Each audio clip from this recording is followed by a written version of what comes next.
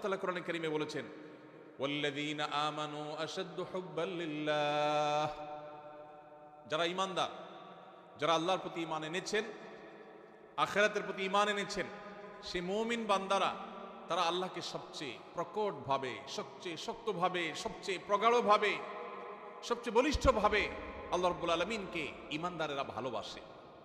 এটা আমাদের ঈমানদারদের ভালোবাসা।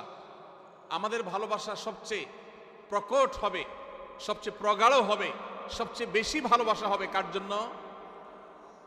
কেন আল্লাহর জন্য ভালোবাসা হবে? কারণ ভালোবাসার যে সূত্র, কারোর গুণে মুগ্ধ হয়ে, কারোর অবদানে তুষ্ট হয়ে, তৃপ্ত হয়ে আমরা তাকে ভালোবাসি। সকল গুণের সৃষ্টিকর্তাকে আল্লাহ রাব্বুল আলামিন। যদি কারোর গুণে, কোনো ব্যক্তি বা বস্তুর গুণে আমাকে মুগ্ধ করে এবং তাকে ভালোবাসতে বাধ্য করে, তাহলে ওই ব্যক্তি বা বস্তুর গুণের সৃষ্টিকর্তা, যিনি এই গুণকে সৃষ্টি করেছেন, এই গুণ তার সৃষ্টি না হলে ওই ব্যক্তি বা বস্তুর মধ্যে আসতোই না। তাহলে সে আল্লাহকে ভালোবাসা, এটা আমাদের বিবেকের দাবি, এটা আমাদের যুক্তি এবং ঈমানের দাবি কত বেশি হওয়ার কথা। ঠিক একইভাবে আমার প্রতি কারোর অবদান আছে, কেউ আমার উপকার করেছেন, অর্থ দিয়ে, কড়ি দিয়ে, পয়সা দিয়ে, কোনোভাবে আমার উপকার করেছেন, সেজন্য আমি তাকে ভালোবাসি। যিনি আমার উপকার করেছেন তিনি নিজে উপকার করার ক্ষমতা সংরক্ষণ করেন না, আল্লাহ তাআলা তাকে উপকার করার ক্ষমতা দিয়েছেন, সামর্থ্য দিয়েছেন, তৌফিক দিয়েছেন, মানসিকতা দিয়েছেন, তাই তিনি করতে পেরেছেন। তাহলে যে আল্লাহর দান না হলে তিনি উপকারটাই করতে পারতেন না, তাহলে আমি কারোর দ্বারা উপকৃত হয়ে তাকে যদি ভালোবাসি, তাহলে যে আল্লাহর দানে এই উপকারটা আমি পাওয়ার সুযোগ পেয়েছি, তাকে ভালোবাসা আমার ঈমানের কত বেশি দাবি হতে পারে।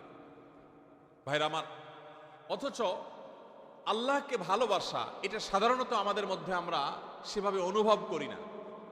এমনকি আমরা অনেকে হয়তো জানিও না যে আল্লাহকেও ভালোবাসা যায়।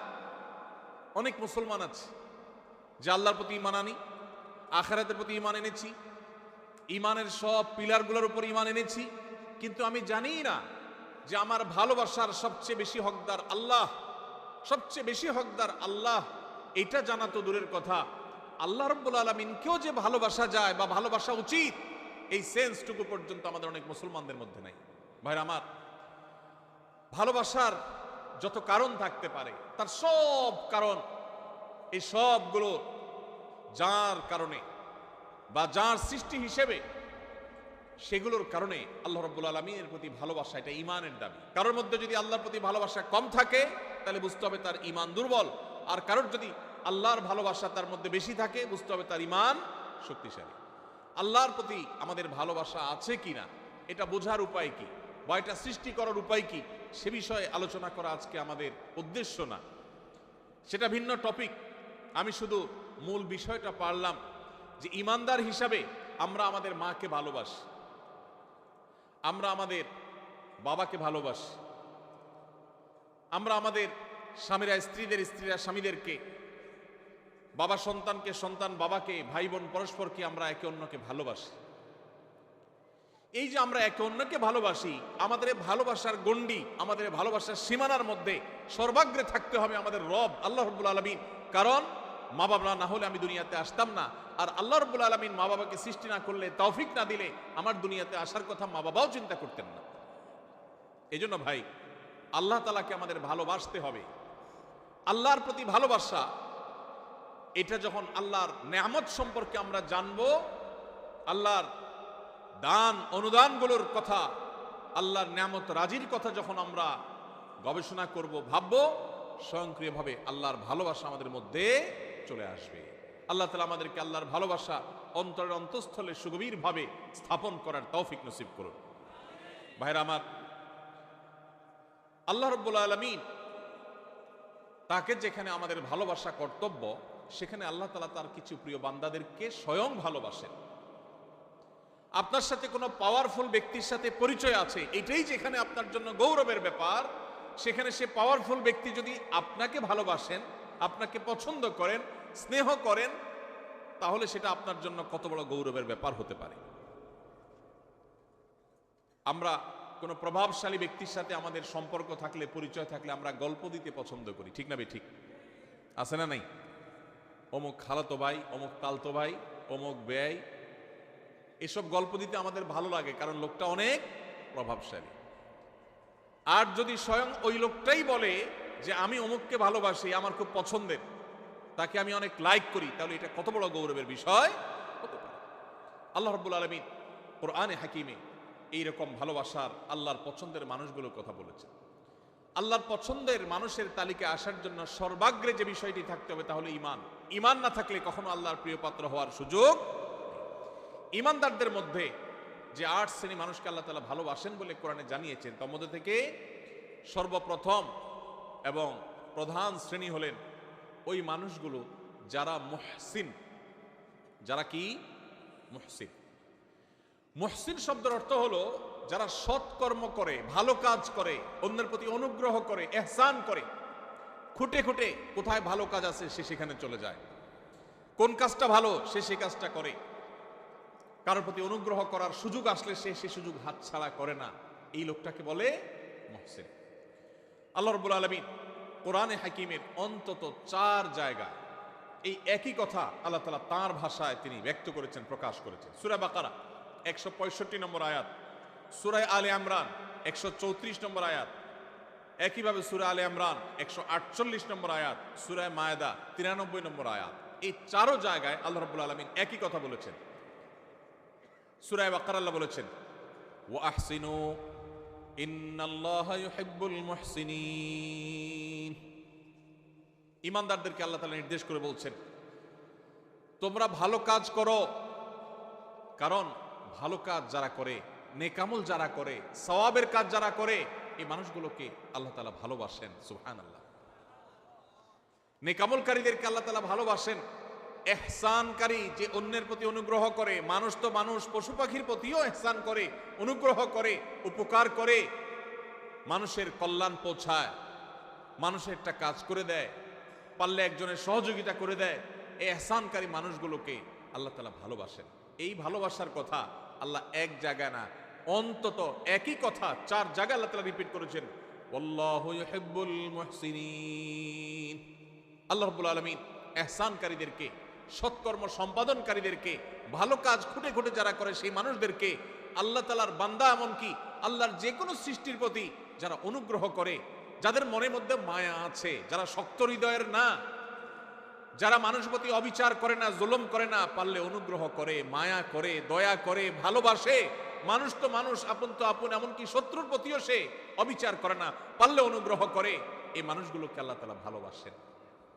ভাইরা আমার, তাহলে আমরা আল্লাহর ভালোবাসার মানুষগুলোর প্রথম শ্রেণীর সাথে পরিচিত ইতোমধ্যে হয়ে গেলাম। তারা হলো যারা খুঁজে খুঁজে সব নেকামল ভালো কাজগুলো করে, বিশেষ করে আল্লাহর সৃষ্টি একটি একটি করে খুঁজে সবার সাথে অনুগ্রহ করে, মায়া করে, দয়া করে, ইহসান করে।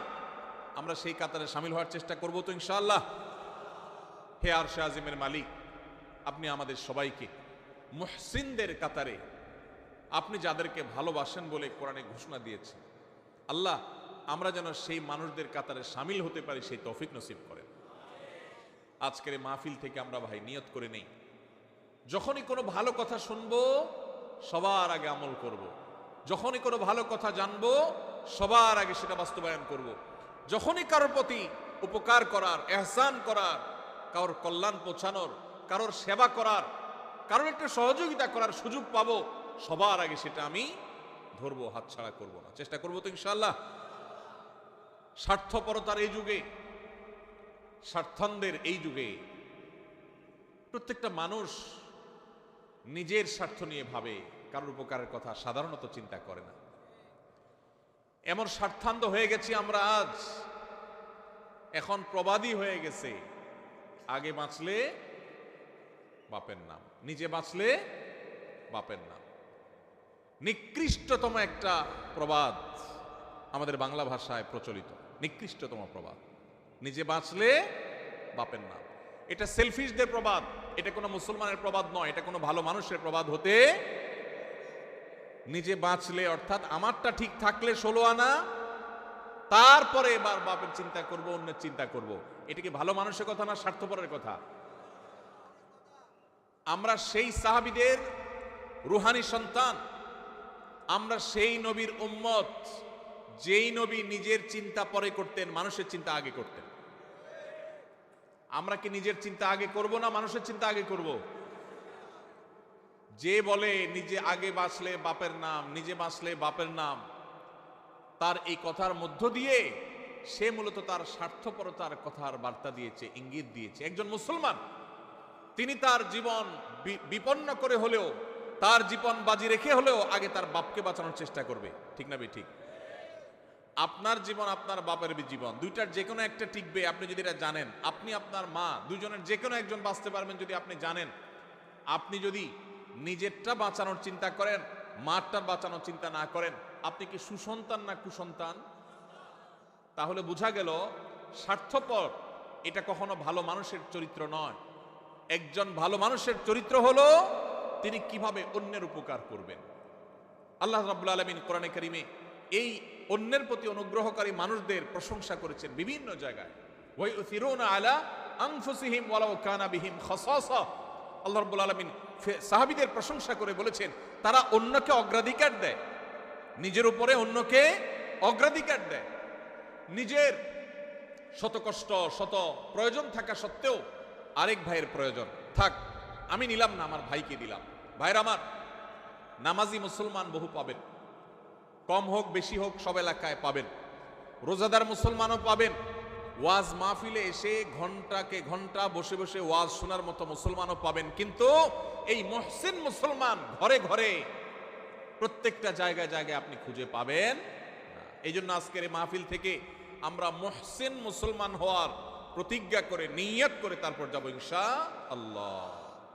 আল্লাহ, আপনি আপনার বান্দা আমাদেরকে আপনার মুহসিন বান্দাদের কাতারে শামিল হওয়ার, গণ্য হওয়ার, তাদের অন্তর্ভুক্ত হওয়ার তৌফিক আপনি নসিব করেন। ভাইরা আমার, নিজের চিন্তা যারা শুধু করে, যারা স্বার্থপর হয়, তারা সুখী হয়। আর যারা অন্যের চিন্তা বেশি করে নিজের চাইতে, এরা ডাবল সুখী হয়। কিভাবে ডাবল সুখী? আপনি শুধু নিজের চিন্তা করলে আপনি সুখী হবেন, ঠিক আছে। আপনি যদি নিজের চিন্তা বাদ দিয়ে বা নিজের চিন্তাকে অগ্রাধিকার না দিয়ে আরেকজনকে আপনি অগ্রসর করে দেন, আরেকজনের চিন্তা করেন যে আমি একটু কষ্ট করি, আরেকজনকে সুযোগ দিই, এইটা যদি আপনি চিন্তা করেন, মানুষের মুখে হাসি ফুটানোর যে আনন্দ, মানুষের উপকার করার যে আনন্দ, এই আনন্দ নিজে ভোগ করার মধ্যে কখনো নিহিত। আমাদের এই প্রিয় স্বদেশ, এই প্রিয় বাংলাদেশকে যদি আমাদের গড়ে তুলতে হয় সত্যিকারের স্বপ্নের বাংলাদেশ হিসাবে, তাহলে আমাদের প্রত্যেককে এই মুহসিনদের কাতারে শামিল হতে হবে। স্বার্থপর মানুষ দিয়ে একটা সুন্দর দেশ কখনো গড়া যেতে পারে? আল্লাহ তাআলা আমাদের সবাইকে আমাদের নিজের স্বার্থের চাইতে আমাদের অন্য যে কোনো ভাই, যে কোনো মানুষ, যে কোনো মুসলমান, আল্লাহ যে কোনো সৃষ্টিকে অগ্রাধিকার দেওয়ার, অন্যের প্রতি অনুগ্রহ করার, খুঁটে খুঁটে খুঁজে খুঁজে মানুষ উপকার করার তৌফিক আল্লাহ তাআলা আমাদের সবাইকে দান করুন। ভাইরা আমার, ইহসান এর সংজ্ঞা বা এর পরিচয় শুরুতেই বলেছিলাম যে ইহসান হলো আপনি মানুষ উপকার করলেন। ইহসান হলো যে কোনো নেকামল করলেন, নামাজ পড়লেন, এটা ইহসান, রোজা রাখলেন, এটা ইহসান। আর ইহসানের সর্বোচ্চ স্তর কি? নবী করিম সাল্লাল্লাহু আলাইহি সাল্লাম হাদিসে জিবরিল, ঐতিহাসিক হাদিস, যে হাদিসে জিবরিল আলাইহিস সালামের মাধ্যমে আমাদেরকে দ্বীন শেখানো হয়েছে, সেই হাদিসে নবী করিম সাল্লাল্লাহু আলাইহি ওয়াসাল্লাম শিক্ষা দিয়েছেন কি? ইহসান হলো আনতা আবুদাল্লাহা কাআন্নাকা তারা ফাইন লাম তাকুন তারাহু ফাইন্নাহু ইয়ারাক। আপনি যখন ইবাদত করবেন, নামাজ পড়বেন, আপনার স্মরণ আসবে যে আমি নামাজে দাঁড়িয়েছি, আমি আল্লাহকে দেখছি, আল্লাহকে দেখছি, এই কথা মনে করে নামাজে দাঁড়াবেন। আর যদি এই কথা মনে করতে না পারেন, এতদূর শক্তিশালী ইমানদার না হন, তো কমপক্ষে এইটা ভাববেন যে আল্লাহ তাআলার অবজারভেশনে আমি আছি, আল্লাহ আমার দিকে তাকিয়ে আছে। ভাইরা আমার, আপনি কোথাও ডিউটি করেন কোনো কোম্পানির, কোম্পানির মালিক পেছনে দাঁড়ানো আছে, অন দ্য স্পট আপনি ডিউটি করছেন। আপনি যদি জানতে পারেন, আঁচ করেন, অনুভব করেন যে মালিক সাহেব পেছনে দাঁড়ানো আছে বা মনিটর করছেন আপনাকে, তাহলে আপনার কাজের সিরিয়াসনেস একটু হলেও বেশি হবে কি হবে না? আপনি একটু নড়ে চড়ে বসবেন কি বসবেন না?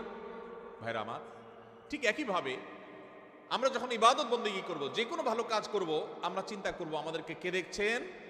আল্লাহ দেখছেন। আল্লাহ রাব্বুল আলামিন সবকিছু দেখেন, কোনো কিছুই তার কাছে গোপনীয় থাকে না। বিধায় ওই মানসিকতা নিয়ে যদি ইবাদত করতে পারেন, এটা হলো ইহসানের সর্বোচ্চ স্তর, সর্বোচ্চ লেয়ার। আপনি মুহসিনদের মধ্যে সবচেয়ে আপার ক্লাসের মুহসিন হতে পারবেন যদি আপনার সমস্ত ইবাদত করার সময় আল্লাহর কথা স্মরণ হয়। আপনি যখন নামাজে দাঁড়িয়ে সূরা পড়ছেন, আপনার মনে হচ্ছে আল্লাহ আমাকে দেখছেন। এই যে ওয়াজ মাহফিলে বসে আপনি কোরআন এবং হাদিসের কথা শুনছেন, একটি ভালো কাজে এসেছেন, এখনো আপনার মনে হবে যে আমার আল্লাহ দেখছেন যে বান্দা আমার কোরআন হাদিসের কথা শুনছেন। অতএব আমার মনের মধ্যে যেন বাজে চিন্তা না আসে, আমার নিয়তের মধ্যে যেন ভেজাল না ঢুকে, আমি যেন ভুল কিছু না করি। আল্লাহ তাআলা আমাদের সবাইকে এইভাবে আমাদের সমস্ত আমলগুলোকে ইহসানের সর্বোচ্চ স্তর দিয়ে সাজিয়ে মুহসিনদের সবচেয়ে আপার ক্লাসে পৌঁছার তৌফিক নসিব করুন। তাহলে প্রথম প্রকার মানুষ পেয়ে গেলাম যাদেরকে আল্লাহ রাব্বুল আলামিন ভালোবাসেন, তারা হলেন মুহসিন। আল্লাহ রাব্বুল আলামিনের নির্দেশ পালন করতে গিয়ে সকল ভালো কাজে তাদেরকে পাবেন। সব সমাজে এরকম কিছু মানুষ কম হোক বেশি হোক পাবেন যে খুঁজে খুঁজে দেখবেন যে সব ভালো কাজ করে। মসজিদে সবার আগে, বন্যা হয়েছে ত্রাণ নিয়ে সবার আগে, কেউ বিপদে পড়ছে সবার আগে, রমজানের রোজা সবার আগে, তারাবিতে সবার আগে, যে কোনো ভালো কাজে সবার আগে পাবেন। এরকম মুহসিন মানুষদের মধ্যে আমরা শামিল হতে চাইবো। আল্লাহ আমাদের সবাইকে তৌফিক নসিব করুন। নাম্বার 2, দ্বিতীয় যে শ্রেণীর মানুষকে আল্লাহ তাআলা ভালোবাসেন বলে ঘোষণা দিয়েছেন কোরআনে, এক জায়গায় নয়, একাধিক জায়গায়, অন্তত 3 জায়গায় আল্লাহ তাআলা একই কথার ঘোষণা দিয়েছেন। সেই মানুষগুলো হলেন মুত্তাকিরা। কারা? মুত্তাকিগণ। মুত্তাকিদেরকে আল্লাহ রাব্বুল আলামিন ভালোবাসেন বলে আল্লাহ তাআলা জানিয়ে দিয়েছেন। তাহলে আমরা মুহসিন হওয়ার চেষ্টা করব, আবার একাধারে মুত্তাকি হওয়ার চেষ্টা করব ইনশাআল্লাহ। মুহসিনের পরিচয় তো আমরা জানলাম। মুত্তাকি কাকে বলে ভাই?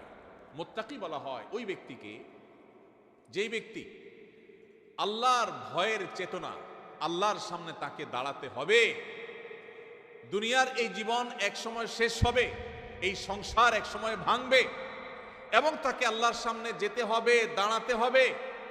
ওই কথা চিন্তা করে আল্লাহর সব আদেশগুলো মেনে চলে, নিষেধগুলো থেকে বেঁচে থাকে। কেন? একটা সুপ্ত চেতনার ভিত্তিতে। সেই চেতনার নাম হলো তাকওয়ার চেতনা, আল্লাহ ভীতির চেতনা। এই চেতনা তাকে পরিচালিত করে। সে একটা মন্দ কাজ করার সুযোগ পায়, কিন্তু সে করে না। কেন? তার অন্তরে সুপ্ত সেই তাকওয়ার চেতনা তাকে বাধা দেয় যে আল্লাহ না দেখছেন, আল্লাহ না নিষেধ করেছেন, এই কাজ করলে না আল্লাহ জাহান্নামে শাস্তি দিবেন, এই ভয়ে সে কাজ করে না। এর নাম তাকওয়া। যেই চেতনা, যেই শক্তি, যেই সুপ্ত ঈমানের নূর মানুষকে ফজরের সময় কনকনে শীতের দিনে মসজিদে নিয়ে যায়, যেই সুপ্ত চেতনা সুদ এবং ঘুষের কারবার, দুর্নীতি, অপশাসন করার ক্ষমতা থাকা সত্ত্বেও আল্লাহর ভয়ে আল্লাহর সামনে দাঁড়াতে হবে, সেই ভয়ে সেই কথা চিন্তা করে সেই অন্যায় কাজ থেকে বিরত রাখে, ওই চেতনার নাম হলো তাকওয়া। আর ওই চেতনা যার বক্ষে আছে, যার অন্তরে আছে, তার নাম হলো মুত্তাকি। তার নাম হলো কি ভাই? মুত্তাকি। নবী করিম সাল্লাল্লাহু আলাইহি সাল্লামের একজন আদরের সাহাবী অত্যন্ত চমৎকার ভাবে তাকওয়া এবং মুত্তাকির পরিচয় দিয়েছেন। সেটা হলো, একজন মানুষ একটা জায়গায় আছেন, তিনি আরেকটা জায়গায় যাবেন। এই জায়গায় যেতে গিয়ে মাঝখানে একটা জায়গা পড়বে, এখানে সব কাঁটাওয়ালা গাছ, যে গাছের কাঁটা নিচে পড়ে পড়ে পড়ে ভরে গেছে। এই লোকটা যখন এই জায়গাটা পার হবে, ওই কাঁটাওয়ালা জায়গাটা পার হওয়ার সময়, যেহেতু কণ্টকাকীর্ণ জায়গা, চতুর্পাশে কাঁটা আর কাঁটা, তখন এই লোকটা পার হওয়ার সময় খুব সতর্কতার সাথে পার হবে। পা ফেলার সময় যেখানে কাঁটা নাই দেখে ওখানে পা দিবে, আবার কোথায় কাঁটা নাই ওখানে আরেক কদম দিবে, এভাবে সে আগাবে। এত কিছুর পরও যদি কখনো তার পায়ে কাঁটা লেগে যায়, দ্রুততার সাথে সেটা বের করে সামনে আরো বেশি সতর্ক হয়ে সে হাঁটবে। ঠিক একইভাবে দুনিয়াতে আমরা এসেছি, আল্লাহ তাআলা আমাদেরকে এখান থেকে পার করে এই জীবনকে আল্লাহর কাছে নিয়ে যাবেন, আখিরাতে আমরা যাব। এখানে বহু কাঁটা বিছানো আছে ভাই, হারামের কাঁটা, অশ্লীলতার কাঁটা, অন্যায়ের কাঁটা, দুর্নীতির কাঁটা, চুরির কাঁটা, ডাকাতির কাঁটা, মিথ্যা কথা বলার কাঁটা, হাজারো হারাম কাঁটা এখানে বিছানো আছে। ঈমানদার এই কাঁটাগুলো থেকে বাছাই করে করে তিনি পা ফেলবেন। যেখানে মিথ্যা নাই সেখানে আছেন, যেখানে চুরি নাই সেখানে আছেন, যেখানে ডাকাতি নাই সেখানে আছেন, এভাবে করে করে তিনি জীবন পার করবেন। এরপরেও যদি কখনো তার গুনাহ হয়ে যায়, কাঁটা পড়ে যায়, তখন সে কাঁটা ফেলে তওবা করে আবার নতুন করে আরো বেশি সংকল্প করে শক্তিশালী তওবা করে সে সামনে হাঁটবে। এই যে চেতনা, এই যে গুনাহ থেকে বাঁচার চেষ্টা, এটার নাম হলো তাকওয়া। আর এই যে চেষ্টা যারা করে তাদের নাম কি? মুত্তাকি। আল্লাহ রাব্বুল আলামিন কোরআনে কারীমের সূরা তওবার 7 নম্বর আয়াতে তিনি ঘোষণা দিয়েছেন, ইন্নাল্লাহা ইউহিব্বুল মুত্তাকিন। আল্লাহ রাব্বুল আলামিন মুত্তাকিদেরকে ভালোবাসেন, মুত্তাকিদেরকে আল্লাহ তাআলা পছন্দ করেন, যারা হারাম থেকে বাঁচার জন্য এই রকম চেষ্টা করে। ঠিক একইভাবে আল্লাহ তাআলা সূরা আলে ইমরানের 76 নম্বর আয়াতে একই কথা বলেছেন, ফাইন্নাল্লাহা ইউহিব্বুল মুত্তাকিন। আল্লাহ রাব্বুল আলামিন মুত্তাকিদেরকে ভালোবাসেন। ভাইরা আমার, এই একই নির্দেশ আল্লাহ রাব্বুল আলামিন একই কথা একাধিক জায়গায় বলেছেন যে তিনি মুত্তাকিদেরকে ভালোবাসেন। তাহলে আমাদের সমাজে আপনি ডানে বামে খোঁজ করলে দেখবেন কিছু লোক আছে আপনার মসজিদে নামাজ পড়ে, আপনার এলাকায় বসবাস করে, হারামের ধারে কাছে নাই, হারাম দেখলে সে সেখান থেকে চলে যায়, আছে না নাই? যারা যুবক আছেন, কিছু কিছু বন্ধু বান্ধব আছে, দেখবেন যে বন্ধুরা সবাই মিলে কোনো অপকর্ম করবে, সেখানে হয়তো দুই একজন বন্ধু বলে, না দোস্ত আমি এখানে যাব না, আমি এই কাজ করব না, সে সেখানে যাইতে চায় না, আছে না নাই? এটাকে বলা হয় মুত্তাকি। যাদের সুপ্ত চেতনা তাদেরকে আল্লাহর ভয়ে অন্যায় থেকে বিরত রাখে, তার সুযোগ আছে, শক্তি আছে, সামর্থ্য আছে, পার্থিব কোনো কারণে নয়, শুধু আল্লাহ ভীতির চেতনার কারণে সে হারাম থেকে বেঁচে থাকার জন্য সংগ্রাম করে, এই লোকটাকে বলা হয় মুত্তাকি। এই লোকটাকে কোনো সিসি ক্যামেরা দ্বারা মনিটরিং করতে হয় না, তার বক্ষে অবস্থিত তাকওয়ার চেতনাই তাকে মনিটর করে, তাকে পাহারাদারি করে। আল্লাহ রাব্বুল আলামিন আমাদের সবাইকে মুত্তাকিদের কাতারে শামিল হওয়ার তৌফিক নসিব করুন। সবাই মুত্তাকি হওয়ার জন্য চেষ্টা করব তো ইনশাআল্লাহ। ভাইরা আমার, কোরআনে কারীমে আল্লাহ রাব্বুল আলামিন একাধিক জায়গায় বলেছেন, ওয়াল আকিবাতু লিত্তাকওয়া। ভাইরে, দুনিয়াতে যার নোট আছে তার পাওয়ার আছে, তার লোক আছে, যার ভোট আছে তারও পাওয়ার আছে, লোক আছে। দুনিয়াতে বহু পাওয়ার নিয়ে মানুষ চলে, গাড়ি বাড়ি আছে। বস্তুবাদের এই পৃথিবী আমাদেরকে এই বার্তা দিয়েছে যে গাড়ি বাড়ি আছে, টাকা পয়সা আছে, সব দিক থেকে আমি উন্নত, তাহলে সেক্ষেত্রে আমি ভালো থাকব, শেষ হাসি আমার হবে, বা ভালো আমি থাকব। আল্লাহ কোরআনে বলেছেন, ওয়াল আকিবাতু লিত্তাকওয়া। সাময়িকভাবে ভালো কেউ টাকা পয়সা থাকার কারণে থাকতে পারে, কেউ পাওয়ার কারণে থাকতে পারে, কেউ পদের কারণে থাকতে পারে, কেউ নাম যশ খ্যাতির কারণে সামান্য সীমিত সময়ে ভালো থাকতে পারে। তবে মনে রাখবে, আসল ভালো থাকা, চূড়ান্ত ভালো থাকা, অনন্তকালের জন্য ভালো থাকা, সেই ভালো থাকা শুধুমাত্র আল্লাহ রাব্বুল আলামিন রিজার্ভ করে রেখেছেন তাকওয়ার জন্য, তাকওয়াধারী মানুষদের জন্য, মুত্তাকিদের জন্য। এই জন্য পৃথিবীতে হাসবে অনেকেই, টাকাওয়ালারা হাসবে, ক্ষমতাওয়ালারা হাসবে, চেয়ারওয়ালারা হাসবে, জনপ্রিয়তাওয়ালারা হাসবে, চেহারা সুন্দর আলারা হাসবে, তারপরে বিভিন্ন রকমের পাওয়ার হোল্ড করেন তারা হাসবে, বিভিন্ন কিছুর কারণে মানুষ হয়তো হাসি খুশি থাকবে, কিন্তু আসল হাসি, শেষ হাসি, চূড়ান্ত হাসি, যেই হাসির পরে আর কোনো কান্না স্পর্শ করবে না, সেই হাসি হাসবে শুধুমাত্র সেই মানুষগুলো যাদের বক্ষে আল্লাহর ভয়ের চেতনা বা তাকওয়া আছে। একজন মানুষ সারা জীবন হাসি মুখ থাকলেন, সারা জীবন সুখে থাকলেন, কিয়ামতের ময়দানে যদি আল্লাহ রাব্বুল আলামিন তাকে জাহান্নামের পরোয়ানা ঘোষণা করে জাহান্নামী ফেরেশতাদের হাতে সোপর্দ করে দেন, তারা যদি তাকে টানতে টানতে জাহান্নামে নিয়ে যায়, তাহলে তার সারা জীবনের সমস্ত সুখ, সকল সমৃদ্ধি, সকল হাসি খুশি থাকার 2 পয়সার কোনো মূল্য হতে পারে না।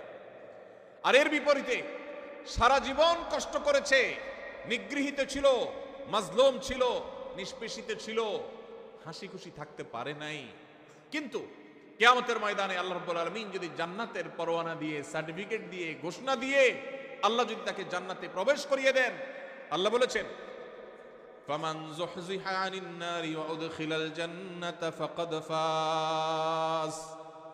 যে ব্যক্তিকে জাহান্নাম থেকে দূরে সরানো হবে আর জান্নাতে প্রবেশ করানো হবে, এই ব্যক্তি সফল, এই ব্যক্তি সাকসেস। এই সাকসেস আর কখনো ব্যর্থতায় পর্যবসিত হবে না, এই সফলতা কখনো হারিয়ে যাবে না। পৃথিবীর সকল সফলতা একসময় হারিয়ে যায়, ক্ষমতা হারানোর ভয় আছে না নাই? আছে না নাই? না ক্ষমতা চিরকাল থাকে? হাতের কাছে আমাদের দৃষ্টান্ত দেখার সুযোগ হয়েছে না হয় নাই? নিজের চোখের সামনে এরকম জাজ্জল্যমান উদাহরণ দেখার পরও যদি ঈমান না জাগে আর কখন জাগবে? ভাইরা আমার, টাকার জৌলস চিরকাল থাকে না শেষ হতে পারে? আমির ফকির হতে দেরি হয়? আল্লাহ চাইলে মুহূর্তের ভিতরে ফকির হয়। দুনিয়াতে মানুষ যত সফলই হোক, যত সাকসেসই হোক, যত সুখী হোক, এক সময় সে সুখ চলে যাওয়ার ভয় আছে। কিন্তু জান্নাতে যদি কেউ একবার প্রবেশ করে যায় তো আর কখনো কোনো ব্যর্থতা তাকে স্পর্শ করবে। সেই শেষ হাসি সম্পর্কে আল্লাহ বলেছেন, ওয়াল আকিবাতুল তাকওয়া। মনে রাখবে, পৃথিবীতে কারো খেতে ফসলটা ভালো হয়েছে সে সুখী, কেউ কোনো পাওয়ার পেয়েছে সে সুখী, কারোর অর্থকড়ি করতে পেরেছে সে সুখী, কারোর ব্যবসা ভালো করেছে সে সুখী, ভালো কথা। কিন্তু এই সুখগুলোর কোনোটাই স্থায়ী সুখ নয়, এগুলা ক্ষণস্থায়ী। এগুলো এক সময় হারিয়ে যায়, শেষ হয়ে যায়, আকাশ থেকে পাতালে নেমে যায়। কিন্তু যদি কেউ তাকওয়া অন্তরে ধারণ করে, এই দুনিয়াতে সুখে থাকুক আর দুঃখে থাকুক, শেষ হাসি, চূড়ান্ত খুশি আল্লাহ তাআলা তাকেই দিবে। আল্লাহ তাআলা আমাদের সবাইকে সে মুত্তাকিদের কাতারে শামিল হওয়ার তৌফিক নসিব করুন, বলুন আমিন। ভাইরা আমার, তাহলে মুত্তাকি হওয়ার চেষ্টা করতে হবে। মুত্তাকি হওয়ার জন্য কি করব আমরা? মুত্তাকি হওয়ার জন্য বেশি কিছু না ভাই, সকল হারাম থেকে বেঁচে থাকতে হবে, সকল অন্যায় থেকে বেঁচে থাকতে হবে, সকল গুনাহ থেকে বেঁচে থাকতে হবে, আল্লাহর সমস্ত আদেশ নিষেধ মেনে চলতে হবে। চেষ্টা করবো তো আমরা ইনশাআল্লাহ। আল্লাহ তাআলা আমাদের সবাইকে আল্লাহর সমস্ত আদেশ নিষেধগুলো মেনে চলার তৌফিক নসিব করুন। আল্লাহ আপনি আমাদেরকে মুত্তাকিদের কাতারে শামিল করে দিন। আল্লাহ আপনি আমাদের অন্তরে তাকওয়া ঢেলে দিন। আল্লাহ তাকওয়া আমাদের অন্তরে স্থির করে দিন। আমাদেরকে যেন আপনার তাকওয়ার শক্তি যেন পরিচালিত করে, তাকওয়ার প্রভাবে যেন আমরা প্রভাবিত হই, আমরা যেন মুত্তাকিদের ইমাম হতে পারি। আল্লাহর কাছে দোয়া করবো তো ইনশাআল্লাহ। তাহলে দ্বিতীয় শ্রেণীর মানুষ পাইলাম। আপনার সমাজে, আপনার আশেপাশে যদি দেখেন এমন মানুষ, আল্লাহর ভয়ে তারা হারামের কাছে যায় না, আল্লাহর ভয়ে তারা হালাল ছাড়ে না, ফরজ কাম ছাড়ে না, ওয়াজিব কাম ছাড়ে না, এইরকম মানুষ যদি খুঁজে পান তাহলে বুঝে নিবেন এই লোকটা সেই মানুষ যাকে আল্লাহ ভালোবাসেন, এবং আপনিও চেষ্টা করবেন সেই কাতারে যাওয়ার। আল্লাহ আমাকে তৌফিক দান করুক। আমি আপনাদের কাছে দোয়া চাই, আল্লাহ যেন শুধু নামকাওয়াস্তে মুসলমান না রাখেন। আমরা সবাই নিজেকে মুসলমান দাবি করি, সোকল বা নামকাওয়াস্তে মুসলমান হয়তো আমরা সবাই আছি কম বেশি, কিন্তু মুত্তাকি মুসলমান খুব বেশি নাই ভাই। হারামও করে আবার মুসলমান, এই লোক মুত্তাকি না। মুত্তাকি সে যে আল্লাহ নিষেধ করেছেন এটা জানার পর সকল লোভ থাকা সত্ত্বেও, সকল আকর্ষণ থাকা সত্ত্বেও সে সেখান থেকে নিজেকে বিরত রাখে। কোনো যুবক কোনো মেয়ের সাথে হারাম রিলেশন, হারাম সম্পর্ক এটা সে করে না আল্লাহর ভয়ে, এর নাম তাকওয়া। মাদকের ব্যবসা করে লাল হওয়ার সুযোগ আছে কিন্তু করে না আল্লাহর ভয়ে, এর নাম তাকওয়া। ফজরের সময় আরামের ঘুমানো যায়, কিন্তু আরামের ঘুম ছেড়ে কনকনে শীতের মধ্যে ওযু করে ঠান্ডা পানি দিয়ে নামাজ পড়তে যায়, এর নাম তাকওয়া। আল্লাহ আমাদের সবাইকে সেই তাকওয়া আমাদের অন্তরে ধারণ করার তৌফিক নসিব করুন। তাহলে আল্লাহ যাদেরকে ভালোবাসেন তাদের মধ্যে দ্বিতীয় প্রকার হলেন মুত্তাকিরা। নাম্বার 3, তৃতীয় প্রকার মানুষ যাদেরকে আল্লাহ ভালোবাসেন তারা হলেন সেই মানুষেরা যাদের মধ্যে ন্যায় বিচার আছে, যারা ইনসাফ করে, যারা মানুষের প্রতি অবিচার করে না, যারা ন্যায়নিষ্ঠ আচরণ করে, অন্যায় অবিচার করে না। কোরআনে কারিমে যে 2-3টি নির্দেশ সবচেয়ে বেশি সংখ্যকবার আল্লাহ তাআলা দিয়েছেন, বারবার দিয়েছেন, বিভিন্ন জায়গায় দিয়েছেন, সেই কয়েকটা নির্দেশের মধ্য থেকে একটা হলো এই নির্দেশটা, যেন একজন মানুষ তিনি যেন ইনসাফ করে চলেন, তার জীবনে যেন ন্যায় বিচার থাকে, তার মধ্যে যেন জুলুমের মানসিকতা না থাকে, অবিচার করার মানসিকতা যেন না থাকে। আপনারা হয়তো অনেকে বলবেন এটা আবার আমাদের সাথে খুব বেশি প্রাসঙ্গিক কিভাবে? যারা জাজ, যারা বিচারপতি, তারা তাদের ওই চেয়ারে বসে তারা ন্যায় বিচার করবেন কি করবেন না, বা যারা যখন শাসনভার যাদের দায়িত্বে থাকে, কাঁধে থাকে, ক্ষমতায় থাকে, তারা ন্যায় বিচার করবেন কি করবেন না এই প্রশ্ন আসতে পারে। আমরা সাধারণ মানুষ, আমাদের ন্যায় বিচার প্রশ্ন করতে গিয়ে অনেকে হয়তো এটা মনে করবেন। ভাইরা আমার, আমাদের প্রত্যেকটা মানুষের জীবনে ন্যায় বিচার করার প্রসঙ্গ আসে কিভাবে? আপনি যদি আপনার জীবনে কখনো একটা নির্দোষ মানুষকে দোষী বলেন, লোকটার আসলে কোনো দোষ নাই, কেউ একজন ফেসবুকে তার নামে একটা বদনাম উঠাই দিছে, আপনিও সেটা শেয়ার করে তার বদনামি করছেন, তাহলে এটা কি তার প্রতি সুবিচার হলো না অবিচার হলো? এই অবিচারটা আমাদের দ্বারা হয় কি হয় না? হয়। ঠিক একইভাবে আমাদের আশেপাশে অসংখ্যবার সকাল থেকে রাত পর্যন্ত আমরা দেখা যায় আমরা অবিচার করি, আমরা টেরও পাই না। আল্লাহ রাব্বুল আলামিন আমাদেরকে বারবার করে বলেছেন ইমানদার কখনো অবিচারকারী হতে পারে না, ইমানদার কখনো ন্যায় ভ্রষ্ট কাজ করতে পারে না, ইমানদারকে ন্যায়সঙ্গত আচরণ করতে হয়, কখনো ন্যায় থেকে সে সরতে পারে না। আপনি দোকানদার মানুষ, আপনি মুদি দোকানদারি করেন, কাস্টমারকে দেশি মসুর ডাল দেওয়ার কথা বলে সাথে ইন্ডিয়ান মশারি মিশিয়ে দিলেন, এটা কি তার প্রতি সুবিচার করলেন না অবিচার করলেন? দাম নিলেন দেশি মশারির, দিলেন ইন্ডিয়ানটা মিশায়া। মশারি ইন্ডিয়ানটার দাম বেশি না দেশিটার দাম বেশি? যেটার দাম বেশি ওইটার টাকা নিলেন আর কম দামাটার সাথে মিশাই দিলেন। ন্যায় বিচার হলো না অবিচার হলো? তার যা হক সেটা দেয়া হয়েছে না নষ্ট করা হয়েছে? ভাইরা আমার, আপনি কাস্টমার, দোকানদার না। টাকা একটা ছিঁড়ে গেছে, টাকা ছিঁড়লে টাকার মান কমে না। বাংলাদেশ ব্যাংকের নিয়ম অনুযায়ী, দেশের প্রচলিত আইন অনুযায়ী কোনো টাকা ছিঁড়লে ওইটার মান কমে যায় না। কিন্তু যেভাবেই হোক আমাদের সমাজে কারোর কাছে ছেঁড়া টাকা থাকলে সে ওই টাকা চালাইতে খবর আছে, কারণ কেউ ছেঁড়া টাকা নিতে চায় না। এই জন্য আপনার কাছে কোনোভাবে একটা ছেঁড়া টাকা চলে আসছে, আপনি ছেঁড়া অংশকে লুকায়া দোকানদারকে এমনভাবে দিয়ে দিচ্ছেন ব্যস্ততার মধ্যে বেটা ক্যাশে রেখে দিচ্ছে। সুবিচার হলো নাকি অবিচার হলো? দোকানদার আপনাকে জিনিসটা দিছে ভালো, আপনি টাকাটা দিছেন এমন টাকা যে টাকা নিয়ে তার ভেজালে পড়া লাগবে, তাহলে কি সুবিচার হয়েছে না অবিচার হয়েছে? একজন মানুষ, তিনি এখানে নাই, তিনি এখন বাজারে গেছেন, আরেকজনের সাথে বসে তার ব্যাপারে আপনি বদনামি করলেন, তার প্রতি সুবিচার হলো না অবিচার হলো? এগুলা দূরবর্তী অবিচার। আমরা যদি একেবারে প্রাসঙ্গিক, একেবারে সবচেয়ে নিকটবর্তী যে সুবিচার অবিচারের বিষয়টা সেটাও দেখি, তো আমরা দেখব যে আমরা ওই যে আমি শুরুতে যে প্রবাদের কাছে কথা বলছিলাম, আমরা নিজের বেলায় 16 আনা, অন্যের বেলায় 1 আনাও, এটা কি সুবিচার না অবিচার?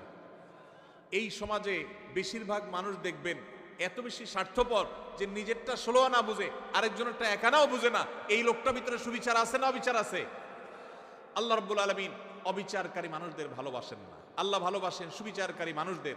ভাইরা আমার, আপনি রাস্তায় যাচ্ছেন, হঠাৎ করে দেখলেন একটা ভেজাল বাঁধছে, গন্ডগোল চলছে। কি গন্ডগোল? আপনার খুব ঘনিষ্ঠ এক বন্ধু বাইক নিয়ে যাচ্ছে, রিকশাওয়ালার সাথে কোনোভাবে অ্যাক্সিডেন্ট হয়ে গেছে, এখন এটা নিয়ে বাদানুবাদ ঝগড়া চলতেছে, কার দোষ কার গুণ। আপনি সেখানে গিয়ে যখন দেখছেন যে আমার দোস্ত বাইক চালাচ্ছে, রিকশাওয়ালার সাথে সংঘর্ষ হয়েছে, রিকশা আরোহী পড়ে গেছেন, আহত হয়েছেন, রিকশাওয়ালা ক্ষতিগ্রস্ত হয়েছেন, আপনি চোখ বন্ধ করে ডাইরেক্ট যায়া যেভাবে হোক ঘুরায় পেঁচায় আপনার দোস্ত, আপনার বন্ধুর পক্ষ অবলম্বন করলেন, আর রিকশাওয়ালা বললেন ভাই আপনারই তো দোষ মনে হচ্ছে। সুবিচার না অবিচার? আপনি ভালো করে জানেন না, আপনি ওখানে ছিলেনও না, আপনার দোস্ত দেখে আপনি তার পক্ষ নিয়ে নিলেন, আরেকজনের বিপক্ষে চলে গেলেন। সুবিচার না অবিচার? আপনার এলাকার মানুষের সাথে আরেক এলাকার মানুষের গন্ডগোল লাগছে, আপনি যা দেখলেন আরে আমার বাড়ির কাছের মানুষ, এবার যেহেতু আমার বাড়ির কাছের মানুষ, অতএব অন্ধের মতো তার সমর্থন করলাম, সে অন্যায়কারী হোক আর নির্দোষ হোক, সে যেটাই হোক না কেন আমার এলাকার লোক, বিধায় তার সমর্থন আমি করলাম। সুবিচার না অবিচার? কারণ তার পক্ষে যদি আপনি নেন আর যদি সে আসলে দোষী হয়, তাহলে আপনি দোষীর পক্ষ নিলেন, নির্দোষের বিরুদ্ধে গেলেন। সুবিচার হবে না অবিচার হবে? ইমানদার কখনো অবিচার করতে পারে? ভাইরা আমার, এই কথাকে আল্লাহ রাব্বুল আলামিন কোরআনে কারীমে সূরা মুমতাহানার 8 নম্বর আয়াতে বলেছেন। একই কথা আল্লাহ রাব্বুল আলামিন কোরআনে কারীমে সূরা হুজুরাতের 9 নম্বর আয়াতে বলেছেন। একই কথা আল্লাহ তাআলা সূরা মায়দার 42 নম্বর জায়গায় বলেছেন। অন্তত 3 জায়গায় আল্লাহ তাআলা বলেছেন ইন্নাল্লাহা ইউহিব্বুল মুকসিতিন। আল্লাহ বলেছেন ওয়া আকসিতু, তোমরা সব সময় ন্যায় বিচার করে চলবে। খবরদার, ন্যায় বিচার করে চলবে, কারণ আল্লাহ তাআলা ন্যায় বিচারকারীদেরকে, ন্যায়নিষ্ঠ আচরণকারীদেরকে, ইনসাফকারীদেরকে ভালোবাসেন। জালিম, অত্যাচারী, অবিচারকারী এরকম মানুষকে আল্লাহ পছন্দ করেন না, ভালোবাসেন না। আল্লাহ ভালোবাসেন তাদেরকে যারা ন্যায় বিচার করে। অনেক লোক নামাজ পড়ে, ন্যায় বিচার নাই, আছে না নেই? অনেক লোক লম্বা দাঁড়িয়ে আছে কিন্তু ন্যায় বিচার নাই, আছে না নেই? এক ছেলে তার একটু বেশি টানে, আরেক ছেলের দেখতেও পারে না, দাড়ি কিন্তু লম্বা, ন্যায় বিচার না অবিচার? অবিচার। বিয়ে করেছে, শ্বশুরবাড়ির জন্য জান ফিদা, বাপ মার খোঁজ খবরও নেয় না, ন্যায় বিচার না অবিচার? অবিচার। ইমানদার সব সময় কার কতটুকু হক, আমার বাবা তার হক এতটুকু আমি দিয়ে দিব, এতে যদি আমার শ্বশুরবাড়ি না খুশি হয় হোক। এমনকি আমার শ্বশুরবাড়ির যতটুকু হক ততটুকু আদায় করতে গেলে যদি বাপের বাড়ি না খুশি হয় হোক, আমি কোনোদিন অবিচার করব না। যার যা পাওনা সেটা আমি পাই পাই করে বুঝিয়ে দিব, এর নাম সুবিচার। ইমানদার সবসময় সুবিচারকারী হবে। আজকের এই সমাজে দাড়িওয়ালা মানুষ কম বেশি আছে, টুপিওয়ালা মানুষ কম বেশি পাওয়া যায়, নামাজি মানুষ রোজাদার মানুষ কম বেশি পাওয়া যায়, ওয়াজ মাহফিল শোনা মানুষের সংখ্যাও কম নয়, কিন্তু সুবিচারকারী মানুষের সংখ্যা এদেশে হাতে গোনা হয়ে গেছে, নগণ্য হয়ে গেছে, হারিয়ে গেছে। ভাইরা আমার, আমরা আমাদের জীবনের পরতে পরতে প্রত্যেকটা জায়গায় জায়গায় আমাদের ন্যায় বিচারের প্রশ্ন আসে। আমরা হয়তো মনে করেছি অনেকে ন্যায় বিচার আর অবিচার এগুলো তো জজদের কাজ, বিচারকদের কাজ। না ভাই, আপনি নিজে বিচারক, প্রতিটা পদে পদে আপনার বিচারের প্রশ্ন আসে। শুধুমাত্র মুসলমানদের সাথে না, এমনকি অন্য ধর্মের মানুষও যদি হয়, হিন্দু বৌদ্ধ খ্রিস্টান যে কোনো ধর্মের মানুষও যদি হয়, আল্লাহ বলেছেন কোরআনে, লা ইয়ানহাকুমুল্লাহু আনিল্লাযীনা লাম ইউকাতিলুকুম ফিদ-দীনি ওয়া লাম ইউখরিজুকুম মিন দিয়ারিকুম আন তাবাররুহুম ওয়া তুকসিতু ইলাইহিম ইন্নাল্লাহা ইউহিব্বুল মুকসিতিন। অন্য ধর্মের মানুষরা তোমাদের উপর যদি কোনো যুদ্ধ চাপায় না দেয়, তোমাদের দেশ থেকে বের করে না দেয়, শান্তিপূর্ণভাবে যদি সহাবস্থান করে, তাহলে তাদের প্রতি অন্য ধর্মের মানুষ হওয়া সত্ত্বেও ন্যায়নিষ্ঠ আচরণ করতে আল্লাহ নিষেধ করেন না, বরং ন্যায়নিষ্ঠ আচরণকারীদেরকেই আল্লাহ ভালোবাসেন। এই জন্য ন্যায়নিষ্ঠ আচরণ করবো তো ইনশাআল্লাহ। ভাইরা আমার, আমাদের জীবনের প্রতিটি পদে পদে কিন্তু ন্যায় আচরণ করার ব্যাপার আছে। এখন মুশকিল হলো, আমরা ন্যায়সঙ্গত আচরণ বা ন্যায় বিচার এটা অন্যের বেলা অনেক সময় করতে পারি, নিজের লোক হলে তখন পারি না। আল্লাহ রাব্বুল আলামিন সেজন্য বলেছেন, ওয়াইন কুলতুম ফাদিলু ওয়ালাউ কানা যা কুরবা, যখন কথা বলবা ইনসাফের সাথে বলবা, সত্যটা হক কথাটা বলবা, যদিও তোমার আত্মীয় হয়, রক্ত সম্পর্কীয়, কাছের লোক হয়, তারপরও হক কথা বলতে দ্বিধা করবা। একটা অপকর্ম করেছে কে? আপনার চাচাতো ভাই বা আপনার আপন ভাই বা আপনার শালা, আপনার কাছের কেউ। আপনার এখন মুখে একেবারে কুলুপ, মুখে তালা, আপনি কিচ্ছু দেখেননি, কারণ আকামটা করছে কে? কাছের লোক। এটা কি সুবিচার না অবিচার? অবিচার। আমার বাবাও যদি অন্যায় করেন, আর যদি এখানে আমার সাক্ষ্য দেওয়ার প্রশ্ন আসে, একজন মুকসিত যাকে আল্লাহ ভালোবাসেন, সেই সৌভাগ্যবান মানুষ, সেই ইমানদার, তিনি তার বাবার বিরুদ্ধে সাক্ষ্য দিবেন, তারপরেও তিনি অবিচার করবেন না। সহজ কথা না ভাই? ওয়াজ করা অনেক সহজ, এই বিষয়টা আমল করা এত সহজ না। আল্লাহ রাব্বুল আলামিন কোরআনে কারীমে সেজন্য বলেছেন, ওয়ালা ইয়াজরিমান্নাকুম শানাআনু কওমিন আল্লা তা'দিলু ই'দিলু হুয়া আকরাবু লিত-তাকওয়া। তোমার সাথে কারোর শত্রুতা আছে, কারো শত্রুতা আছে, যেহেতু শত্রুতা আছে সেই জন্য ওই বেটা কোনো কারণে ফেসে গেছে। তুমি জানো যে লোকটার আসলে দোষ নাই, কিন্তু যেহেতু শত্রু, অতএব এই চান্সে সে যেহেতু ফেসে গেছে, পারলে ধরে আরো তার ডুবাই দাও। এই আচরণটা আমাদের সমাজে আছে না নাই? রাজনৈতিক দ্বন্দ্ব আছে, আপনি এক দল করেন, সে আরেক দল করে, যেভাবে হোক সে ফেসে গেছে, আসলে সে দোষী না, আপনি জানেন। দোষী হলে তো ভিন্ন কথা, মনে করেন সে দোষী না, এটা আপনি জানেন, যেহেতু তার সাথে আপনার রাজনৈতিক দ্বন্দ্ব আছে এবং সে ফেসে গেছে, তার নামে একটা বদনাম উঠে গেছে, তাহলে এবার এই চান্সে আপনিও ঢোল পিটাইয়া তার বদনামি আরো বাড়ায় দিলেন। সুবিচার না অবিচার?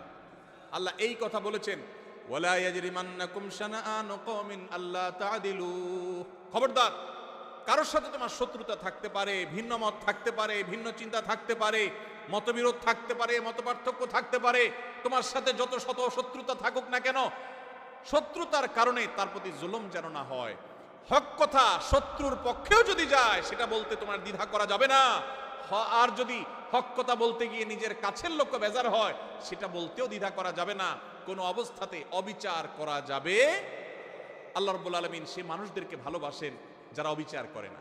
ভাইরা আমার, এই ব্যাধিটা আমাদের সমাজে সবচেয়ে প্রকট আকার ধারণ করেছে।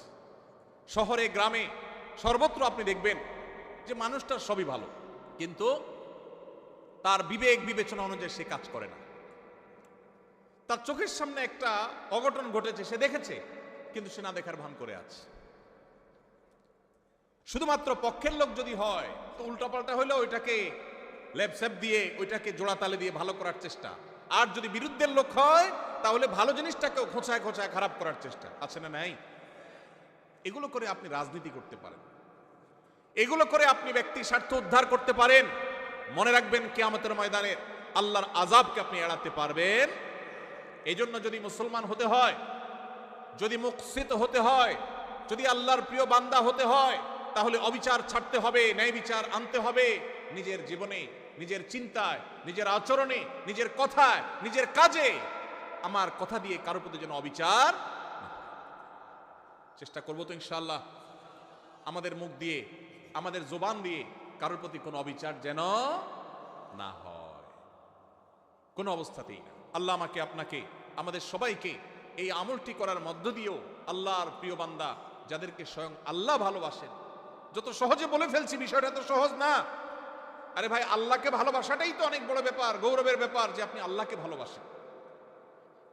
রাষ্ট্রের সর্বোচ্চ চেয়ারে মানুষ, তার সাথে আপনার সম্পর্ক আছে, আসা যাওয়া আছে, এইটুকুই তো আপনার গৌরবের জন্য যথেষ্ট।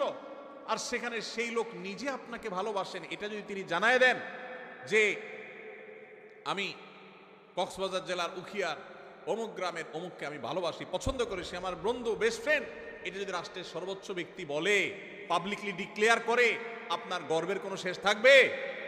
সেখানে স্বয়ং আল্লাহ রাব্বুল আলামিন, কোন রাষ্ট্রের প্রধান না, এই সকল সৃষ্টি জগতের মহান সৃষ্টিকর্তা যিনি, তিনি নিজে ঘোষণা দিয়েছেন যাদের মধ্যে ইনসাফ আছে, যাদের মধ্যে ন্যায় বিচার আছে, যারা অন্যায় করে না, জুলুম করে না, নিজের প্রতিও না, শত্রুর প্রতিও না, অমুসলমানের প্রতিও না, কারোর প্রতি না, ন্যায় এবং ইনসাফের ক্ষেত্রে তারা এক চুলে দিক সেদিক হয় না। কে নাখোশ হলো আর কে খুশি হলো, তার দল থাকলো কি থাকলো না, তার পছন্দের লোকজন তাকে ভালোবাসলো কি বাসলো না, এসব দেখা দেখি নাই। সৎ এবং সত্য কথা সে ঠিকই বলে, ইনসাফ ঠিকই করে, জুলুম কারোর প্রতি করে না। এই মানুষকে স্বয়ং আরশের মালিক, স্বয়ং রাজাদিরাজ, সকল সৃষ্টি জগতের সৃষ্টিকর্তা মহান আল্লাহ রাব্বুল আলামিন স্বয়ং ভালোবাসেন। আল্লাহ তাআলা আমাদের সবাইকে সেই সৌভাগ্যবান মানুষদের কাতারে শামিল হওয়ার তৌফিক দান করুন। তাহলে তিনটা শ্রেণী পেয়ে গেলাম। প্রথম শ্রেণী ছিল কি? মুহসিন, যারা খুঁটে খুঁটে সব ভালো কাজগুলো করে, মানুষ উপকার করে, ইহসান করে। আর দ্বিতীয় হলেন মুত্তাকি, যাদের মধ্যে আল্লাহর ভয়ের চেতনা আছে, সেজন্য সে আল্লাহর ফরজ নির্দেশ ছাড়া থাকতে পারে না, আর আল্লাহর হারামের ধারে কাছেও যায় না। আর 3 নম্বর হলেন ইনসাফকারী, মুকসিত, যাদেরকে বলেছেন আল্লাহ, আল্লাহর ভাষা যারা মুকসিত, সে ইনসাফকারী, ন্যায় নিষ্ঠ আচরণকারী, কখনো অবিচার করে না, দোস্ত হোক আর যেই হোক। আল্লাহ তাআলা আমাদের সবাইকে এদের কাতারে শামিল হওয়ার তৌফিক দান করুন। নাম্বার 4 নম্বর হলো যারা তওবা করে। যারা কি করে ভাই? তওবা করে। আল্লাহু আকবার। আমাদের সবারই জীবনে ভুল ত্রুটি হয়, হয় কি হয় না বলেন? গুনাহমুক্ত কে কে আছেন এখানে? আছেন কেউ? সবারই আমাদের গুনাহ হয়। নবী সাল্লাল্লাহু আলাইহি সাল্লাম এই কথাই বলেছেন, কুল্লু বনি আদম খাত্তা ওয়া খায়রুল খাত্তাইনা আত-তাওয়াবুন। সকল আদম সন্তানই কম বেশি অপরাধী, আমাদের সবারই কম বেশি দোষ আছে। কিছু লোক আছে সমাজে, দেখবেন সে কোনো দোষ খুঁজে পায় না। আছে না নাই? নিজের কোনো দোষ খুঁজে পায় না। বিপদ আপদ হলে বলে কি, আমার কেন এগুলা হলো, আমি বুঝলাম না, কি অন্যায়টা করলাম, আমি কি অন্যায় করছি, উনি খুঁজে পায় না। নিজের অন্যায় খুঁজে না পাওয়াটাই তো সবচেয়ে বড় অন্যায়, ঠিক না? ঠিক। মানুষ যার পরতে পরতে ভুল হয়, এটা ভুল হয়, ওইটা ভুল হয়, মানুষ সে মানুষ যদি নিজের ভুলের কথাই সে আঁচ করতে না পারে, এটাই তো সবচেয়ে বড় অন্যায়। অনেক লোক আছে দেখবেন, বিড়ি বা সিগারেটের ধোঁয়া ছাড়তে ছাড়তে বলে, ভাই জানেন আমার এই জীবনে আমি কোনোদিন কারোর কোনো ক্ষতি করিনি। ছাড়তেছে কিসের ধোঁয়া? সিগারেটের ধোঁয়া। উপকার করতেছে না ক্ষতি করতেছে? ধোঁয়া ছাড়তে ছাড়তে বলে, জানেন ভাই এই জীবনে কোনোদিন কারোর কোনো ক্ষতি করি নাই। স্টিল সে ক্ষতি করতেছে, কিন্তু তার সে খবর। তো অনেক লোক এমন আছেন যে নিজের পাপ অপরাধ খুঁজে পায় না, বলে যে এত বিপদ আমার কেন, কি অন্যায়টা করলাম আমি, কি অন্যায় করছি উনি। ভাইরা আমার, আমাদের অজান্তে কত ভুল হয় বলেন। ধরেন আপনি নামাজে দাঁড়াইছেন, ইবাদত করতেছেন, আপনার জামাটা হয়তো কোনো কারণে একটু গন্ধ হয়ে গেছে, আপনি জানেনও না, হতে পারে না কোনো এক সাইডে কোনো গন্ধ কিছু লাগছে বা কিছু, আপনার পাশের মুসল্লির কষ্ট হচ্ছে, অন্যায় না নেয় এটা? আপনি হয়তো টেরো পান নাই, হইতে পারে কি পারে না বলেন? আপনি হয়তো বাজারে গেছেন, পাবলিক বাসে উঠছেন, খুব চাপাচাপি ভিড়ের মধ্যে উঠছেন, এই চাপের মধ্যে একটু জোর করে উঠতে গিয়া হয়তো কেউ কষ্ট পেয়েছে, আপনি টেরো পান নাই, হতে পারে কি পারে না? হতে পারে না এরকম? আপনি হাঁটছেন, আপনার পায়ের নিচে হয়তো পিপিলিকা পড়ে মারা গেছে। পিপিলিকা আপনাকে কষ্ট দিলে নিধন করা জায়েজ আছে, তাকে মারা না জায়েজ না, কিন্তু কোনো প্রয়োজন ছাড়া, কোনো কারণ ছাড়া আল্লাহর কোনো প্রাণীকে অহেতুক হত্যা করা, এটা আপনার জন্য ইসলাম আপনি সেটা করতে বলে না। কিন্তু আপনার অজান্তে আপনার পায়ের নিচে পড়ে এরকম বহু প্রাণী হয়তো মারা গেছে, তাকে মারার কোনো কারণ হয়তো নাই, সে আপনার কোনো উপদ্রব করছে না, আপনি রাস্তা দিয়ে হেঁটে যাচ্ছেন, কিন্তু আপনার অজান্তে এই কাজটা হয়ে গেছে, হতে পারে কি পারে না? এরকম অন্তত কয়েক হাজার দৃষ্টান্ত এখানে বসে দেওয়া যাবে, খুঁটে খুঁটে বের করা যাবে, বড় তালিকা করা যাবে, যে আমাদের অজান্তেও আমাদের অনেক ভুল হয়। তাহলে কোনো মানুষ যদি বলে আমি আবার কি ভুল করলাম, আমার অন্যায়টা কি হলো, আমি অন্যায়টা কি করলাম, তাহলে এটাই হলো তার সবচাইতে বড় অন্যায়। আমার অপরাধটা কি, এই কথা যে বলে সে সবচেয়ে বড় অপরাধী। আল্লাহর কাছে বান্দা সবসময় তার অপরাধ বোধের কথা স্মরণ করবে। আমার অজান্তে কত অপরাধ হয়ে যাচ্ছে, জ্ঞাতসারে কত অপরাধ হয়ে যাচ্ছে। এই যে আমি কথা বলছি, এই কথাটা যে মাপে হওয়া দরকার একটু বেশি মাপে হয়ে যাচ্ছে, হতে পারে এটাও একরকমের সীমা লঙ্ঘন। আপনি আপনার বাবার সামনে, মায়ের সামনে কথা বলছেন, বাবা মা নিজস্ব লোক, ঘরের লোক, সবচেয়ে আপন মানুষ, একটু জোরে বলে ফেলছেন, অন্যায় হয়ে যেতে পারে, তাদের মনে কষ্ট হতে পারে, তারা এটাকে মাইন্ডে নিতে পারেন, তাহলে এটা একটা অপরাধ হতে পারে, অথচ আপনার খবরই নেই যে আপনি অন্যায় করেছেন। এরকম অজস্র অপরাধ হয়। এজন্য ইমানদার সবসময় তওবা করবে। আমাদের প্রিয় নবী সাল্লাল্লাহু আলাইহি সাল্লামের প্রিয় একটা আমল ছিল নিয়মিত তওবা করা। আপনি মিডিল ইস্টে গেলে দেখবেন, আরাবিয়ানরা, বিশেষ করে সৌদি নাগরিকরা, কোনো ডাক্তারের ওয়েটিং রুমে বা কোনো পাবলিক প্লেসে, কোনো অপেক্ষার জায়গায় তারা এরকম লিখে রাখে, ইমলা আওকাতাল ইন্তিজার বিল ইস্তিগফার, অর্থাৎ ওয়েটিং এর সময়টাকে আল্লাহর কাছে ইস্তিগফার করে কাটান। ভাইরা আমার, এই জন্য নবী সাল্লাল্লাহু আলাইহি সাল্লাম নিয়মিত প্রতিদিন ইস্তিগফার করতেন, কমপক্ষে 70 বার, সম্ভব হলে আরো বেশি সংখ্যক বার আমরা ইস্তিগফার করার চেষ্টা করব। আল্লাহ আমাদের সবাইকে তৌফিক দান করুন। ইস্তিগফারের চেতনা হলো আল্লাহর কাছে নিজের অপরাধের কথা স্মরণ করে ক্ষমা চাওয়া, যে আল্লাহ আপনি মাফ করে দেন, আল্লাহ আমি আর গুনাহ করব না, আল্লাহ আমার অজান্তে ভুল হতে পারে, জ্ঞাতসারে ভুল হতে পারে, আল্লাহর কাছে মাফ চাওয়া। আল্লাহর কাছে মাফ চাওয়ার একটা মজা আছে ভাই। মানুষের কাছে মাফ চাইলে আপনার মনটা দেখবেন খারাপ হয়ে গেছে, একজনের কাছে আপনার ছোট হওয়া লাগছে, সে আপনার বলছে এখন মাফ চাবি, জোর করে আপনার মাফ চাওয়াইছে, আপনার কাছে ভালো লাগবে না খারাপ লাগবে? যে কোনো মানুষের কাছে, কারোর কাছে কেউ মাফ চাইতে ভালো লাগে না। কিন্তু আপনি আল্লাহর কাছে একটু মাফ চেয়ে দেখেন, চোখের পানি ফেলে, আল্লাহ আমার ভুল হয়েছে, আপনি মাফ করে দেন, আল্লাহ আপনি আমাকে মাগফিরাত নসিব করেন। আপনি যদি আল্লাহর কাছে মাফ চান, চোখের পানি ফেলেন, আল্লাহর শপথ, পৃথিবীর বহু সুখ, বহু তৃপ্তির চাইতে বেশি তৃপ্তিদায়ক হবে আল্লাহর কাছে মাফ চাওয়ার মুহূর্তগুলো। সালহাতু সঙ্গেবুদি দিল খালাস, আজমুদে এক জামানা খাকে বাস। পাথর হয়ে তো বহুকাল ছিলে ভাই, একটু আল্লাহর কাছে চোখের পানি ফেলে একটু দোয়া করে কেঁদে কেটে দেখো, আল্লাহ আপনি আমাকে মাফ করে দেন, আল্লাহ কত ভুল করেছি, আপনি ক্ষমা করে দেন। এই ক্ষমা চাওয়ার মধ্যে যে তৃপ্তি আছে, পৃথিবীর বহু ভোগের মধ্যে সে তৃপ্তি নাই। এই জন্য আল্লাহ ভালোবাসেন সে মানুষগুলোকে যারা তওবা করে। তওবা কি? তওবা হলো রুট চেঞ্জ, রাস্তা পরিবর্তন। আপনি যাচ্ছেন জাহান্নামের দিকে, আপনি সেটা চেঞ্জ করে জান্নাতের রুটে উঠে গেলেন। ভুল পথে চলছিলেন, সেটা ছেড়ে এখন সঠিক পথে চলে আসছেন, এটার নাম কি ভাই? তওবা। নামাজ পড়তাম না, এখন নামাজ শুরু করেছি। খারাপ বন্ধুর সাথে চলতাম, এখন আর চলি না, ভালো বন্ধুর সাথে চলি। অন্য মেয়েদেরকে টিজ করতো যে বন্ধুরা, তাদের সাথে আড্ডা দিতাম, এখন আর সেদিকে যাই না। আল্লাহর ভয়, আল্লাহর সামনে দাঁড়াতে হবে, আল্লাহ শাস্তি দিবেন, পাকড়াও করবেন, ছাড় দিবেন না, সেই ভয়ে আমি সেই জায়গা থেকে সরে আসছি, এখন ভালো বন্ধুর সাথে চলি। এর নাম তওবা। তওবা শুধু মুখে আস্তাগফিরুল্লাহ ওয়া আতুবু ইলাইহি বলার নাম নয়, তওবা একটা আচরণের নাম, তওবা একটা স্বভাবের নাম, তওবা একটা অ্যাটিটিউডের নাম, তওবা একটা অ্যাপ্রোচের নাম। তওবা হলো আমার অবস্থান পরিবর্তন করার নাম, নিজেকে পরিবর্তন করতে হয়। ভাইরে, জীবনে একটা সময় পরিবর্তন করা লাগে। বয়স যার যেটুকু হয়েছে, জীবনের মূল্যবান সময় অনেকখানি পার হয়ে গেছে, আর কত? এখনই আসুন তওবা করি। আলাম ইয়ানিল্লাযিনা আমানু আন তাখশা কুলুবুহুম লিযিকরিল্লাহ। ঈমানদারদের কি এখনো সময় হয়নি যে আল্লাহর স্মরণ হয়ে আল্লাহর সামনে দাঁড়াতে হবে? সেই কথা চিন্তা করে তাদের অন্তরটা বিগলিত হবে, অন্তরটা নরম হয়ে যাবে, আল্লাহর ভয়ে চোখের পানি ফেলে সে নিজের জীবনকে চেঞ্জ করবে, সে নিজের লাইফকে, রুটকে পরিবর্তন করবে। এই সময় কি এখনো আসে নাই? ভাইরা আমার, এই জন্য তওবা করতে হয়, কোনো একটা সময় এসে নিজেকে পরিবর্তন করতে হয়। আজকের এই মাহফিল থেকে আসুন পরিবর্তনের শপথ করে যাই, অঙ্গীকার করি, নিয়ত করি যে আমি আর খারাপের পথে যাব না, আমার জীবনে খারাপ কোনো কিছু আমি আর রাখতে দিব না, আমি নিজেকে পরিবর্তন করব, চেষ্টা করবো তো ইনশাআল্লাহ। যদি এটা করতে পারেন, অটোমেটিক আল্লাহর ভালোবাসা পেয়ে যাবে, অটোমেটিক আল্লাহর ভালোবাসা পাবেন। প্রসিদ্ধ একটি হাদিস আপনারা বারবার শুনেছেন হয়তো, নবী করিম সাল্লাল্লাহু আলাইহি সাল্লাম বলেছেন, আল্লাহর বান্দা, আল্লাহর বান্দা আল্লাহ অনেক ভালোবাসেন।